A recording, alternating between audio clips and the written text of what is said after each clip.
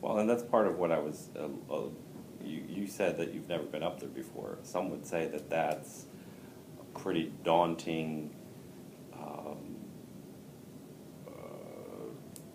situation, if you will, of going up there for the first time and seeing how things done, and I think most of us would agree that it's probably fairly dysfunctional. So, and if one of your goals is to repeal something that somebody else passed, for example, don't you think that you're going to run into a lot of opposition on what you want to do, because that's not exactly how things are done?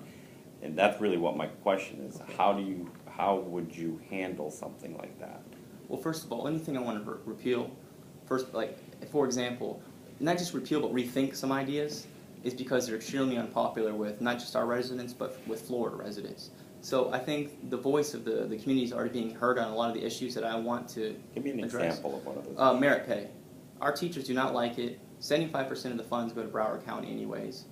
We need to rethink this. If we're going to do something like merit pay, we need to bring it down to a county-wide system in which local community members and the school board can reallocate these funds properly, so it's just not unfair. Right now it's inherently unfair to anyone that's in a low-income school area.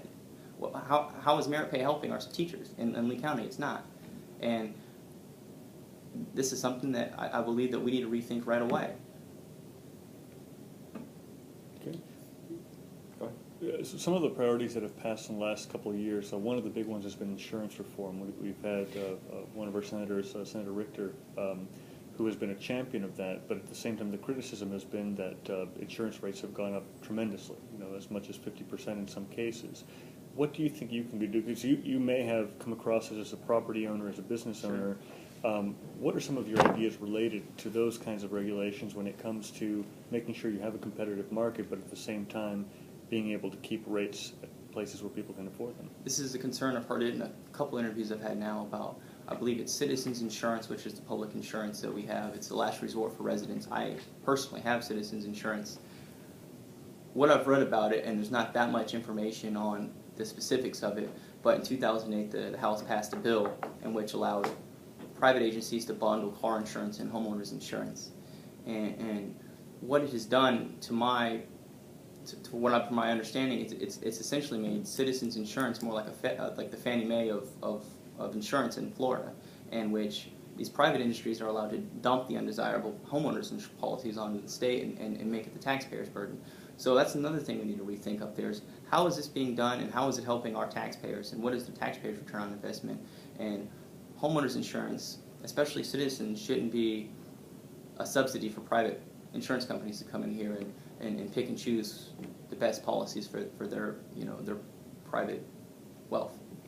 And so we obviously need to go up there and rethink this 2008 bill that allows this specific problem, and it's a big problem. If our insurance rates are going up and we're essentially letting private industries dictate, the last resort insurance. So you think that there's a role for government in that particular instance? I think anytime the government gets involved in the private market takes advantage of these.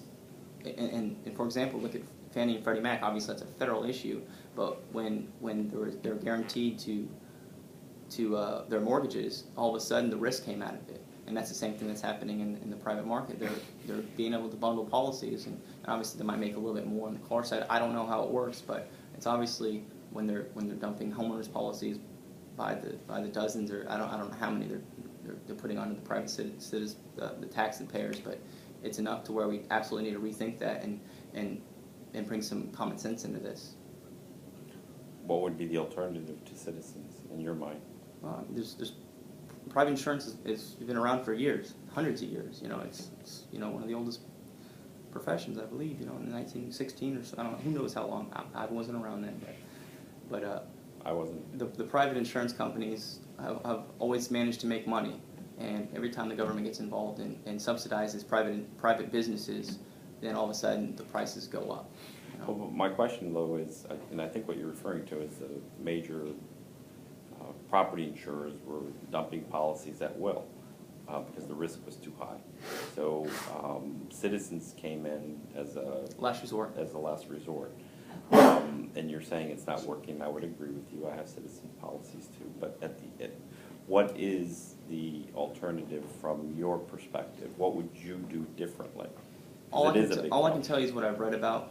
I don't know the details. I'm working very hard to find more details so I can have an educated decision on these issues. Right now, I'm still I don't know just as much as you as a private citizen. I want to talk to you about your experiences as a small business owner and your views on incentives, and particularly government incentives for attracting or retaining businesses. One criticism that I hear quite a bit from existing small businesses is that they're seeing larger corporations or alternative energy firms or others getting millions of dollars of incentives to hire a couple hundred workers, and existing small businesses aren't qualifying for those for whatever reason, either because perhaps they're too small, yet they make up 80 to 90% of the businesses in Southwest 80, Florida. 90%. So tell me a little bit, from your perspective, what would you like to see happen? What kind of ideas would you have in order to, I don't know if you believe in incentivizing small businesses to keep their doors open, especially during these post-recessionary times. Tell me a little bit about your philosophy on that. Well, first of all, I see these signs all over town, Together for Business. As a small business, I've actually called, hey, I'd like to get my own property. I'd like to buy it. What kind of loans can you help me with? Oh, you got to have 20,000 employees, 10,000 employees, or how many ever.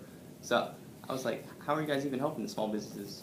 Obviously we need to bring businesses from out of the area. We need to incentivize them by making it feasible to do business here. The cost to do a business is very high. The best way we can help small businesses is have the government, locally and statewide, work with them and not against them, and that's not the case right now. Specifically, how might that happen, do you think? Well, when you're starting a business, you have to go through a state agency, a local agency, and sometimes even a city agency, and they're all doing the same thing. And we need to basically get everyone on the same page in the government level. And again, we need to help our businesses, not just, oh, this is the rule, this is how it's going to happen. Let's say, well, why is that a rule? We need to ask the question, why in government? Why is that a rule? And how does it affect this particular business? Because sometimes it's not a straight line. This is for everybody, especially at the local level.